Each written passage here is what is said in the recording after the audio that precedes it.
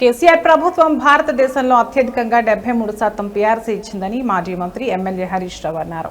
రేవంత్ రెడ్డి అబద్దాలు ఆడి సీఎం అయ్యాడని విమర్శించారు.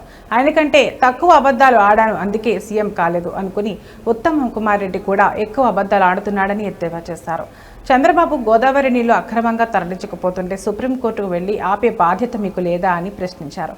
రేవంత్ రెడ్డి నీతి ఆయోగ్లో ప్రధానమంత్రిని ఎందుకు ప్రశ్నించలేదని అన్నారు. ఒకసారి 43, ఒకసారి 30. మరి మీరెందుకు ఇయ్యలే పీఆర్సీ? ఆ రోజు ఇంకా మెరుగైన పీఆర్సీ ఇస్తాం, 100 రోజుల్లో ఇస్తాం, డిఏలు ఇస్తాం, బకాయిలు ఇస్తాం. ఏమైంది? ఆ రోజు అర్రాస్ పాట పాడింది. ఈరోజేమో కమిటీలు వేసి కాలయాపన చేస్తున్నారు. 3 కమిటీలు వేసి నువ్వు కొండందవి ఎలకందవి పట్టినట్టు 3 కమిటీలు వేసి నువ్వు చేసింది ఏంటి? ఒక డిఏనా? ఇప్పటికైనా బీఆర్ఎస్ పార్టీ డిమాండ్ చేస్తుంది, తక్షణమే 3 డిఏలు చెల్లించాలని ఉద్యోగుల పక్షాన బీఆర్ఎస్ డిమాండ్ చేస్తుంది.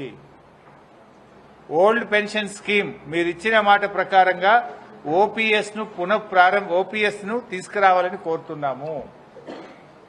తక్షణమే బీఆర్ఎస్ ఇచ్చిన దానికంటే ఎక్కువ